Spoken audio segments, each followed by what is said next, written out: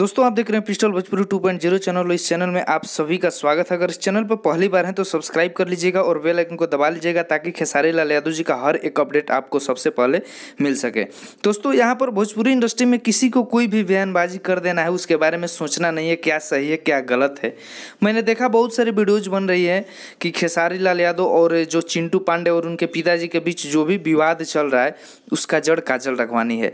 तो इस पर प्रकाश डालते हैं हम लोग भी कि कैसे काजल राघवानी हो सकती है या फिर नहीं हो सकती है। तो प्लीज़ इस वीडियो को आप लोग पूरा देखते रहिए और चैनल पर पहली बार हैं तो फिर एक बार बोल देना चाहता हूं कि प्लीज़ सब्सक्राइब कर लीजिएगा।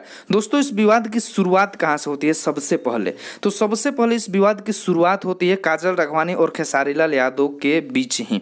ठीक है, इन दो लोगों के साथ ही इस विवाद का शुरुआत होता है और इसी विवाद के सिलसिले में खेसारी लाल यादव जी का इंटरव्यू होता है बिहार तक चैनल पे और भी बहुत सारे चैनलों पे खेसारी लाल यादव जी का इंटरव्यू होता है। और उस इंटरव्यू में, ठीक है, उस इंटरव्यू में जो भी बातें हुई हैं बस वही बात इस विवाद का जड़ है और यही बात प्रदीप पांडे चिंटू के पिताजी को आत्महत्या तक करने को मजबूर कर दी है। अब पता नहीं कैसे मजबूर हो गए हैं वो, ये तो मुझे पता नहीं, लेकिन लाइव आकर के ऐसा बोल रहे हैं जो कि मैं आपके साथ शेयर कर रहा हूं। और पिछले वीडियो में भी इस बात को मैंने बताया है, तो उस वीडियो को नहीं देखे हैं तो जा करके और देख लीजिएगा। तो मैं बात करता हूँ यहाँ पर कि काजल राघवानी कैसे जिम्मेवार है। ठीक है, क्योंकि खेसारी लाल यादव और काजल राघवानी का विवाद से ही रिलेटेड ये भी विवाद है। तो कुछ लोग कह सकते हैं, ठीक है, लोगों के माइंड में आ सकता है कि न खेसारी और काजल का विवाद हुआ रहता और न इन लोगों का विवाद होता, क्योंकि जब इंटरव्यू उसके सिलसिले में हुआ तभी ये कुछ लोगों के बारे में खेसारी लाल यादव जी सच बोले हैं, लेकिन उन लोगों को चिढ़ लग गई है। ठीक है, हालांकि बहुत सारे लोगों के बारे में, मतलब इन चार लोगों को, खेसारी, पवन, रवि किशन और निरहुआ जी को छोड़ करके जितने भी भोजपुरी में कलाकार हैं, जितने भी हीरो हैं, सबके बारे में खेसारी लाल यादव जी बोले हैं। लेकिन उसमें से सिर्फ एक कलाकार को ज़्यादा चिढ़ उत्पन्न हुई है, वो है प्रदीप पांडे चिंटू। और वो कल के इंटरव्यू में खेसारी लाल यादव जी को टारगेट करते हुए और बोले हैं।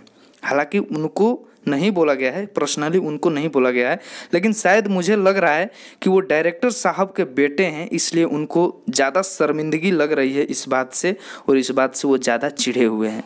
हालांकि बात एक्चुअल है, अगर इन लोगों के अंदर इम्प्रूवमेंट होता तो अभी शायद ये नेक्स्ट लेवल पे गए होते, लेकिन मैं देख रहा हूँ पिछले 5 साल से वहीं हैं जहाँ पर थे। और खेसारी लाल यादव यही बोले हैं कि भाई आप लोग मेहनत करो। मान लीजिए कि खेसारी लाल से जूनियर ही है ना ये लोग, तो कह सकते हैं ना, मान लीजिए समझा सकते हैं, लेकिन उस समझौता को भी ये गलत वे में ले करके और अपने आप को चिढ़ा लिए हैं प्रदीप पांडे जी। तो ये गलत बात है। खेसारी लाल यादव अगर अच्छी बात समझा रहे हैं तो भी आपको गलत है। आप बोल रहे हैं कि खेसारी लाल को घमंड हो गया है, उसके पास मतलब ज्ञान की पूर्ति हो गई है, अब वो दूसरे को समझा रहा है। अरे यार, जो दूसरे को समझाता है वो मतलब उसके पास पूरा पूर्ण ज्ञान हो जाता है, वो भी सीखता है, लेकिन दूसरों को भी समझा देता है। कोई भी टीचर है, वो स्टूडेंट को पढ़ाता है तो क्या मतलब वो नहीं सीखता है? वो भी सीखता है, वो भी कहीं ना कहीं पढ़ता है। तो इस बात को ध्यान में रखते हुए और उसके बाद बयानबाजी कीजिए प्रदीप पांडे जी, मैं तो यही कहूँगा। दोस्तों इस वीडियो में इतना ही, मिलते हैं नए वीडियो में एक नए अपडेट के साथ, तब तक के लिए।